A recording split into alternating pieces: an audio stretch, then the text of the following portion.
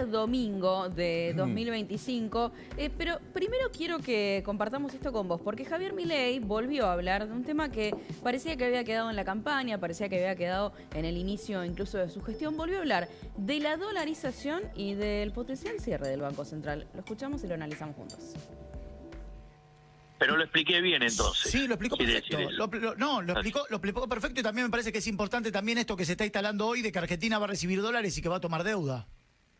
No, Y me parece que está bueno que también lo aclare eso, por eso se lo pregunté. No, es deuda para rolear deuda. Claro, por eso. No para, con lo cual no para la deuda endeudarse. bruta no aumenta. Claro.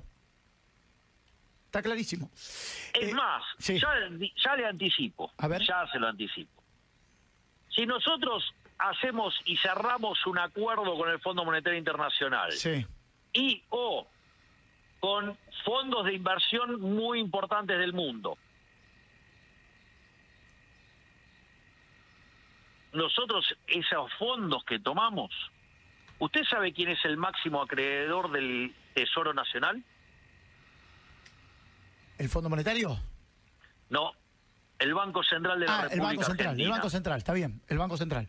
Por lo tanto, esos fondos no se van a usar como sea el kirchnerismo para financiar gasto público. O sea, digamos, no, nosotros vamos a tomar esos fondos para que el Tesoro le cancele deuda al Banco Central. Entonces, ¿cuánto es la variación de deuda bruta? Cero. ¿No? Sí. Pero ¿qué pasa? El Tesoro sigue debiendo lo mismo, pero ahora le debe más a un acreedor y menos al Banco Central. ¿Qué quiere decir? Que esos dólares van a quedar en el Banco Central para robustecer la hoja de balance del Banco Central. Y cuando usted mejora el patrimonio del Banco Central, ¿Lo cierra?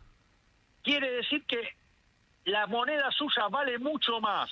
Quiere decir que de largo está matando la inflación.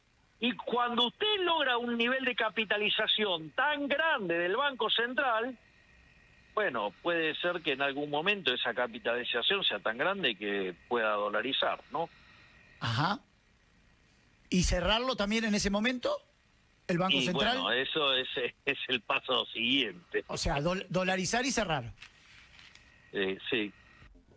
Bueno, interesante lo que plantea Javier Milei, porque empieza hablando primero sobre deuda, Fondo Monetario Internacional, pero cierra con este título, ¿no? Por un lado, vuelve a hablar de dolarización y después, como paso casi condición sine qua non, el cierre del Banco Central. ¿Es efectivamente posible que se vuelva a hablar concretamente de estas dos opciones, Dami? Qué testimonio, ¿no? Quiero arrancar son dos partes. La primera parte tiene que ver con que Argentina toma deuda para, digamos, de alguna manera honrar su deuda. ¿Por qué? Porque el 9 de enero, post llegada de los Reyes Magos, se tienen que pagar 4.500 millones de deuda de capital e intereses de bonos dolarizados que venían del famoso acuerdo de deuda con acreedores del 2020. Sí. Y efectivamente lo que hace el gobierno, porque dice, bueno, yo tomo deuda para rolear la deuda, porque en definitiva la semana pasada el gobierno logra acceder a un repro a cambio de los bopriales, que son bonos que se le dieron a los importadores, que mejoraron inclusive su cotización de mercado, justamente para, con 1.000 millones de dólares, honrar este pago de deuda. La segunda parte respecto de, bueno, que en el caso que Argentina o el Tesoro tome deuda y cancele la deuda con el Banco Central de la República Argentina y se vaya a una dolarización, yo no tengo la más mínima duda que por parte de Javier Milei nunca estuvo descontado esa posibilidad.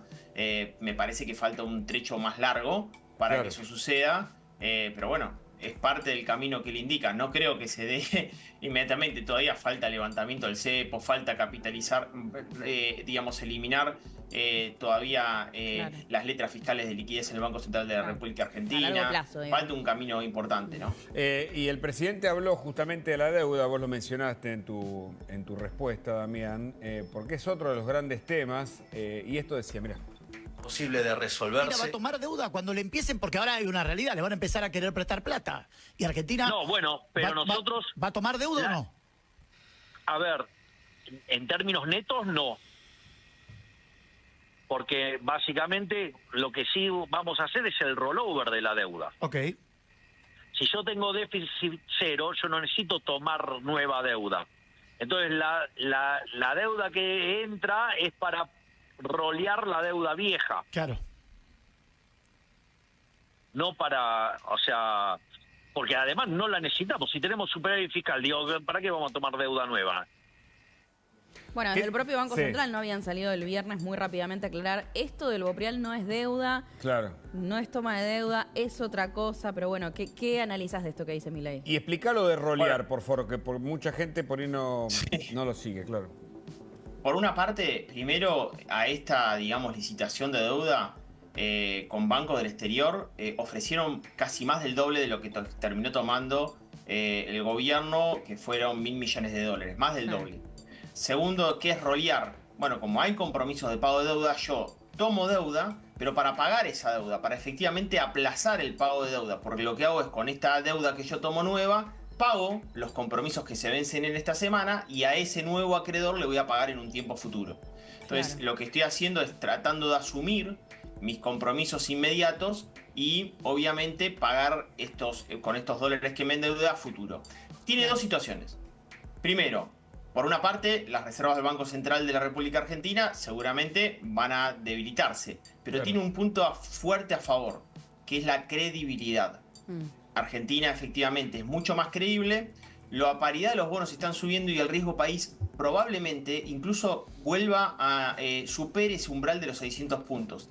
Eso Argentina, justamente para lo que quiere Milei, que a medida que vaya habiendo vencimientos pueda efectivamente honrarlos, que manifiesta que están garantizados en 2025, va a ser muy importante para que Argentina pueda salir a tomar deuda de los mercados y eventualmente levantar el cepo, que el mercado estima que necesita entre 10.000 y 12.000 millones de dólares para cumplir con ese prometido, ¿no? Adicionales. Damián, hay una gran discusión que se sigue dando todavía si la Argentina tiene el dólar, está bajo.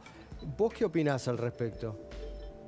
Bueno, mira, si vos ves, incluso publicado por el Banco Central de la República Argentina, hoy el tipo de cambio real bilateral está a los niveles de comienzo de la gestión de Javier Milei. Probablemente vos tengas obviamente un tipo de cambio que fue perdiendo competitividad a lo largo del tiempo. El tema es que el gobierno plantea que esa pérdida de competitividad la va a intentar recuperar por dos vías. Hay que ver si efectivamente ese ciclo se da. Primero es reducción de la inflación, por lo cual los precios en pesos de la economía no deberían crecer, sino ir desacelerando su nivel en el tiempo. Y segundo, por reducción de la presión tributaria a lo largo del tiempo y mejora de la competitividad, que ese es todo el mecanismo que ya impulsó Sturzenegger, que es reforma estructural del Estado y desregulación de la actividad económica, mejorar la competitividad. Después hay otra parte que viene por parte del empresario, que es la productividad. La gran incógnita, todo este ciclo de reformas va a alcanzar para que efectivamente pueda de alguna manera no quedar en tanta desventaja respecto de esa competitividad del tipo de cambio. Es el gran enigma ese. Y bueno, hasta ahora hay una conclusión abierta. No sabes qué puede todavía pasar con el Real de Brasil si se sigue depreciando la moneda. Bueno, Argentina probablemente pierda más competitividad con su socio comercial y ahí la situación sea otra. Pero sí hay una situación, cuando se levante el cepo, el gobierno tiene determinado dejar flotar el tipo de cambio y que ya sea un tipo de cambio de equilibrio de mercado con la cantidad de dólares suficiente en relación a la cantidad de pesos, por lo cual ya no estaría atado a esta, digamos, crawling peg del 2 o el 1% que estima el gobierno, que pretende ponerlo en el primer trimestre del año 2025, ¿no? Seguro. Mientras tanto, Dami, por supuesto, los ojos están puestos también en la recuperación. Por ejemplo, en cómo repuntan o no las ventas. Diciembre es un mes en el que hablamos mucho de las ventas minoristas por las compras navideñas, etcétera. ¿Qué pasó en diciembre con las ventas minoristas? Bueno, de acuerdo a la CAME, las ventas minoristas, ahí lo estamos viendo en pantalla, las ventas minoristas subieron 17,7% interanual a precios constantes. Y recordemos que había habido una caída muy brusca el año pasado del 13,7%. Que es muchísimo para un mes de diciembre. Bueno, se está viendo que efectivamente hay una recuperación interanual, pero también desestacionalizada. Las ventas crecen 4,2% frente al mes anterior. Y eso efectivamente muestra que no solamente ya crece interanualmente, sino frente al mes anterior las ventas se recuperan en forma importante, ¿no? 4,2% frente al mes de noviembre, ¿no? ¿En crecimiento? La economía, lo proyectado por el mercado es un crecimiento del 4,2%, por parte del gobierno en el orden del 5%. El consumo privado a nosotros nos da un crecimiento del 4%. No van a ver un fervor del consumo privado. ¿Por qué? Porque todavía van a quedar efectivamente correcciones de precios relativos a la economía, sobre todo el primer semestre del año de servicios. El salario va a ir recuperando previamente lentamente con crecimiento de la economía, baja de la inflación, descenso de la inflación, del nivel de precios de la economía y crecimiento lento del salario. Por lo cual yo creo que el consumo privado va a crecer, pero no va a ser una euforia del consumo. Esto crece en forma, digamos, mucho más lenta, ¿no? Claro. Y el tema del empleo es otro de los tópicos de la economía claves. Muchos decían que, bueno, el ajuste iba a impactar en el desempleo. Sin embargo, los datos indican otra cosa. Aquí tu posteo, puesto de trabajo por rama de actividad, tercer trimestre 2023 versus tercer trimestre 2024 y el total de puestos por rama de actividad. Contalo vos, aunque es muy gráfico lo que vemos. Bueno, cuando vos ves en el caso de los que recuperaron el empleo tercer trimestre del 2024 respecto al tercer trimestre del 2023, fíjate que sobre todo profesionales tienen una recuperación importante del empleo, hoteles y restaurantes 15,5%, servicios financieros, logística, comunicaciones, servicios sociales y salud, actividades del sector primario de la economía y educación. Obviamente los que están abajo tienen que ver con construcción, que la realidad es que la pérdida del empleo de 1% de la construcción en relación al nivel de caída que ha tenido no es tan drástica. Los más afectados tienen que ver con comercio y la industria y administración pública. Fíjate, administración pública 15,9%, eso tiene que ver con el recorte, digamos, del gasto público y reforma estructural del Estado planteado en Milei por campaña, ejecutado ni bien asumido durante, sobre todo, el primer semestre del año pasado, ¿no? ¿Cómo ves el 2025 en materia de inversiones, que obviamente tiene una gran relación con la creación y generación de empleo, Damián? La inversión privada va a crecer. Cuando ves el primer semestre del año que se fue respecto de este primer semestre, bueno, vas a ver un interanual creciendo fuertemente. Probablemente tengas como dos ciclos en la inversión privada. La inversión privada vinculado a sectores de bienes transables, fuertemente crecimiento. Estoy hablando de petróleo, gas, minerales, sector primario de la economía, creciendo fuertemente. Mucho más moderado, me parece, en el sector industrial, porque todavía hay una capacidad instalada ralentizada fuerte, y me imagino sí creciendo todavía el caso de retail, comercio. Generalmente los procesos de caída de la economía, como ha pasado en nuestra economía con dos años consecutivos de caída de la economía, tenés varios cierres de comercios y viene el momento que en los momentos de crecimiento vienen las reaperturas, por lo cual creo que ahí el comercio mayorista y minorista va a tender a un crecimiento incluso en los niveles de apertura y en niveles de volúmenes comerciales. Ahí veo un crecimiento de la inversión en ese sector importante. Y servicios vinculados a la economía del conocimiento con levantamiento del cepo también lo veo muy pero muy importante. Ahí estoy hablando de informática, robótica, software, biotecnología, genética, todos esos sectores del sector cuaternario de la economía también creciendo en nivel de inversiones en este 2025, ¿no? Totalmente. Ahora, hablando justamente de lo que es el trabajo privado, sabemos que en la Argentina las pymes son fundamentales, tienen un rol importantísimo.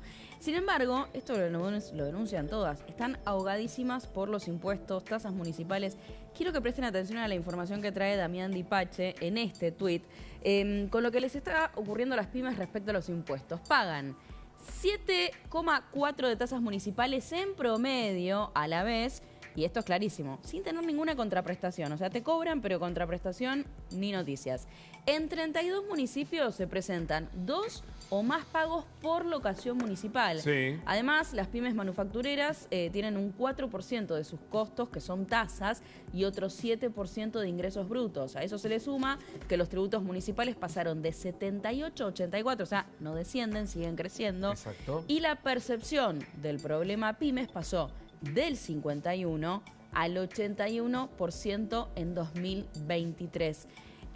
Esto parece una historia sin fin, Dami, ¿no?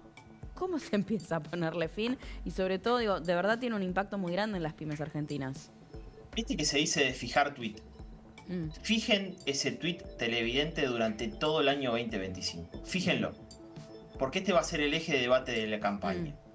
A ver. Básicamente vamos a tener una Argentina con más impuestos o menos impuestos.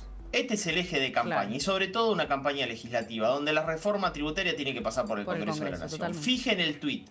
Acá vamos a mostrar el tuit más político, pero más importante del eje de campaña en el plano económico. Claro. ¿Por qué? ¿De dónde son las tasas municipales e ingresos brutos? De las provincias. Claro. ¿Qué diputados y senadores van a bajar y van a decir, señores, yo estoy convencido de que la Argentina tiene que bajar su nivel de presión tributaria para que el protagonista sea la inversión privada? Seguro que no. La mayor... Bueno, entonces Hugo, es fundamental este punto. Claro. Fíjenlo porque es muy importante para lo que se viene en materia de debate. Y ahora te paso yo del lado privado. Desde mi consultora, que obviamente asesoramos a pequeñas y medianas empresas, tanto las de bienes transables, las que exportan hacia el mercado interno, como en el mercado interno, la gran preocupación es la siguiente, en relación a la pregunta que me hizo Luis. Señores, en algún momento ustedes quieren hacer libre comercio, van a seguramente llegar más nivel de importaciones, pero con esta presión tributaria es imposible que yo pueda competir a ese nivel, con este nivel de presión tributaria. Entonces, este es el gran debate. Si bueno, el gobierno quiere seguir bajando impuestos. Yo hoy escuché a un funcionario del gobierno, dicen, la idea es seguir bajando impuestos. Bueno, el propio Javier Milei prometió una baja del 90% y dejar, creo que en el orden de 6 impuestos a nivel nacional, ¿no? Espero, y decía, no puede ser que pagues un impuesto como el de la patente. ¿Cómo vas a pagar la patente del auto? Y uno piensa y es razonable. Es decir, que la idea sería, en ese sentido, por parte del gobierno, cambiar el escenario que tenemos hasta acá en materia impositiva. Fíjate, tomen esta siguiente imagen. 2 luchadores de sumo con una soga peleando entre un lado y el otro. Un luchador de sumo, Estado Nacional, dice, no, yo voy a salir de este nivel de peso tributario y lo voy a empezar a bajar. ¿Cómo arranco? Impuesto a las ganancias, impuesto al país, bienes personales. ¿Y este año qué hace el luchador de sumo? Me voy a sacar más peso. Voy a arrancar por derechos a la exportación y voy a seguir con ingresos, con el impuesto a los débitos y créditos, impuesto al cheque a lo largo de este año, porque voy a tener más fortaleza fiscal, voy a sumarle fuerza a mis brazos, pero voy a bajarle peso a mi cuerpo. Del otro lado, el luchador de sumo no para de morfar. Te suma más tasa municipal y más ingresos brutos. Bueno, voltea cualquier pyme que está en el medio de la soga, ¿me entienden? Claro. Totalmente. Escúchame, hablamos de la deuda de nuevo, porque hay un posteo tuyo sobre el tema y nos gusta ir siguiendo el razonamiento. Porque vos lo explicás clarito. Deuda. El 9 de enero se pagarán 4.500 millones de dólares de capital e intereses de bonos dolarizados. Las reservas volverán a ser negativas en 10.000 millones de dólares. Lo que se pierde en reserva, el gobierno espera que se gane en credibilidad con riesgo país bajando. Creo que el viernes cerró en 600 puntos, 600 y pico. Pero es un piso que no habíamos perforado hasta acá. Bueno, 2 situaciones ahí. Sí, 609 puntos es lo que cerró el riesgo país. Y yo ahí veo 2 situaciones. Veo primero una situación donde Argentina vuelve a poder tomar deuda en los mercados. Imagínense que con el nivel de riesgo país del año pasado, que llegó a estar en 1947 puntos, Argentina tenía que salir a tomar deuda en el orden del 24%. Así nomás se lo digo. Argentina, al bajar este nivel de riesgo país, sale a tomar deuda en los mercados, que probablemente sea todavía una tasa elevada, pero una tasa obviamente mucho más conveniente del 8,8%. Entonces, primero, Argentina sale a tomar deuda a una tasa muchísimo más baja, lo cual le da mayor nivel de accesibilidad, pero su comportamiento va a permitir que efectivamente ese riesgo país vaya bajando más, porque Argentina efectivamente es más creíble. Lo que yo veo, supónganse que esto es un análisis clínico de un enfermero que te hace un análisis de sangre. Bueno, Argentina, desde el punto de vista macroeconómico, está más sano. De alguna manera, las enzimas hepáticas, el colesterol, la bilirrubina, le dio con mejores valores. El médico te cree, entiende que estás haciendo el tratamiento y que vas a mejorar. Por eso se convence y cree en vos que efectivamente sos un buen paciente a tratar y tratar de cubrirlo con mayor nivel de toma de deuda, ¿no? Claro. Damián, ¿no crees que en algún momento el gobierno durante el 2025, y que también se va a discutir en la campaña electoral, va a tener que tener una respuesta qué hacer con la obra pública? Porque si hablamos de inversiones y en la hora anterior Se mencionaba que en Córdoba hay un solo hospital en toda la zona de Villa Carlos Paz.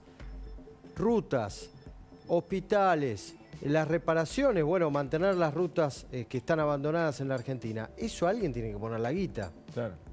Creo que es el tema. Este es un temón, Luis. Este es un temón. Y yo voy a arrancar por algo que no se está hablando. No lo habla ni el oficialismo ni la oposición. Argentina tiene un problema logístico abismal, enorme. Infraestructura, las rutas están destruidas, los puertos están sin evolución. Ahora se va a licitar la hidrovía. Fundamental, chicos, hay que tocar el tema de hidrovía. Por la hidrovía pasa el 80% de la comercialización de granos de Argentina. Ahí están todos los dólares que efectivamente necesitamos para efectivamente honrar parte de esas deudas y parte del flujo de importación y crecimiento de la Argentina. Entonces el tema que tocás, Luis, es clave, es clave. Vos me decís, Damián, ¿va a recuperar la obra pública? Y sí, probablemente vaya a recuperar la obra pública. Con inversión privada la piensa el gobierno, ¿no? Bueno, el gobierno piensa por inversión privada. Yo soy de los que sospechan que la inversión privada no va a alcanzar para la cantidad, digamos, de demora que hay en este punto de que es lo logístico, lo que son caminos, rutas, comunicaciones, que no va a alcanzar la inversión privada. Me parece que Argentina tiene que poner algún tipo de regla. Por cantidad por lo que crece el producto, algo yo voy a destinar a esto y tiene que poner niveles de prioridad. Cuando decís no va a alcanzar, ¿a qué te referís? ¿A que, o sea, inversores privados que no van a querer hacer ese tipo de obras? No, va a haber inversores privados, pero no va a alcanzar. El nivel de, o sea, el nivel de, porque hay mucho por infraestructura de Argentina está muy caído, muy caído. Entonces no te va a alcanzar.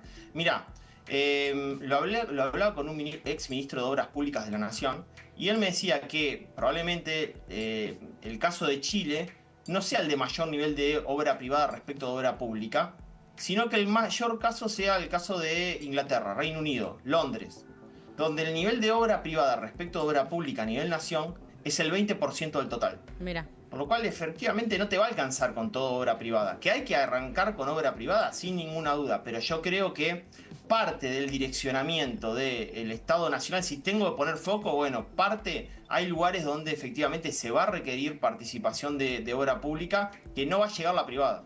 Claro. Bueno, interesante esto, ¿no? Hay otro dato que generó mucha polémica, que es el e-check para las pymes, ya que estábamos hablando de eso. Necesito que me expliques por qué hay polémica. Acá vos lo que decís es que hay un cheque librado por medios electrónicos para una pyme. No puede tener este costo. No se puede seguir así. Es un adelanto tecnológico acompañado de un abuso en el costo y sin justificación alguna. ¿Qué es el e-check y por qué planteas esto? ¿Por qué genera polémica? A ver. Ahí están los valores, ¿no? Bueno, primero mirá los valores de lo que están cobrando en el caso de Unicheck para que lo vean los televidentes. Fíjate que ahí tenés impuestos. Si lo bajamos un poquito más, lo van a ver. Ahí lo tenés. Está, 21.000. La comisión de valores al cobro, 21.760 pesos por la colocación de Unicheck. O comisión de valores al cobro, 5.000. Es una locura, chicos. Claro. ¿Qué pasa? Vos antes te daban una chequera, la chequera tenía un costo, el depósito del cheque tenía un costo. Esto efectivamente es una evolución en la digitalización, en el cobro electrónico. Entonces, si por la comisión por Unicheck va a ser 21.000 pesos, 5.000 pesos, es un robo a mano armada. Tenemos que lograr el impuesto al débito que te hacen cuando haces una transferencia. El famoso CIRCREV, que es el ingreso bruto anticipado que tenés que pagar. Todo eso todo es un cobro de algo. Todo eso es hojarasca, me parece, ¿no? No. El CIRCREV es una maquinaria soviética. Son 23 provincias. En Unión Soviética eran, creo, 15, 16 países. Acá son 23 provincias entongadas para percibirte ingresos brutos. Eso es una estafa. Entonces, todo esto habla del costo argentino. Claro. Lo planteo ahora porque dentro de la propuesta de Santiago Bausili, que es presidente del Banco Central de la República Argentina, una de las propuestas es ser mucho más eficiente todos los procesos de cobro y pagos a través del sistema digital y electrónico. Bueno, pongamos punto de esto a los costos de esto, ¿no? Los costos de esto es fundamental. Hay un sistema burocrático que se lleva una porción altísima y que me parece que es una máquina de generar pobreza. Y no voy en contra de las instituciones, sino que analizo como adulto, y lo ponemos para que la gente lo vea y vos lo expliques, el costo, por ejemplo, en el Senado Nacional. Uy, uno de los temas de la semana. Mirá, a ver, lo repasamos. Es un posteo tuyo, donde vos decís, senadores, este año se agregaron aguinaldo, es decir, cobraron 7 millones brutos más 2 millones y medio de aguinaldo bruto, es decir, 9.5 millones, igual 8.805 euros más dietas y gastos. Un senador en España tiene un sueldo base de 3.173,83 euros al mes que se perciben en 14 pagas. No viene el apuro ni las chirosas. Es que es cierto. Yo escuché al presidente Milei explicar que un decil de la población, que la mayor parte de la ciudadanía cobra entre que hay un porcentaje muy bajo de la población que cobra entre 400.000 y 7 millones y pico, pero el resto está o por debajo o en una cifra muy lejos de lo que cobran los senadores, como si por fuera... eso le dijo, ¿no?, a Victoria Villarruel que está desconectada de la realidad. Que además dijo que ella cobraba poco. Entonces, hay como una desconexión todavía entre la clase política, o lo que el gobierno dice la casta, y el resto de la población, que se lo ven estos números que vos posteaste, ¿no? Miren, 2 datos. Uno que me ayude Luis. El primer dato es, no veo las chirolas. Realmente no veo las chirolas. El salario promedio en Argentina está en $1.100. Villarruel dijo chirolas, ¿no? Claro. Sí, está bien, pero Hugo, fíjate que con aguinaldo fueron 8.855 euros lo que se llevó un senador. Y ahora hablo sobre el tema de productividad. ¿Cuántas veces se reunieron en el Senado, Luis, en diciembre? No, en diciembre, prácticamente, si fueron 2, estoy siendo generoso. Pero ¿sabés qué? Me pongo de abogado del diablo. Porque como senador o siendo vicepresidente, en realidad cobra poco en comparación con lo que cobra un directivo del ANSES. O sea, un director de una agencia perdida al ANSES debe estar ganando más o menos lo mismo que la vicepresidenta. Yo creo que hay que equipararlo. Está todo mal en la administración pública. Pero claro, hay que equipararlo por lo poco que producen. Bueno, sí. Es decir, y además es el honorable Senado. Sí. Yo lo voy a sumar a Diego Aguilar, que está acá y le agradecemos. No va a ayudar, Diego. No va a ayudar, Diego. Sí, nos va a ayudar porque siempre es un hombre lucio, con vasta experiencia también en distintos puestos, sobre todo a nivel internacional.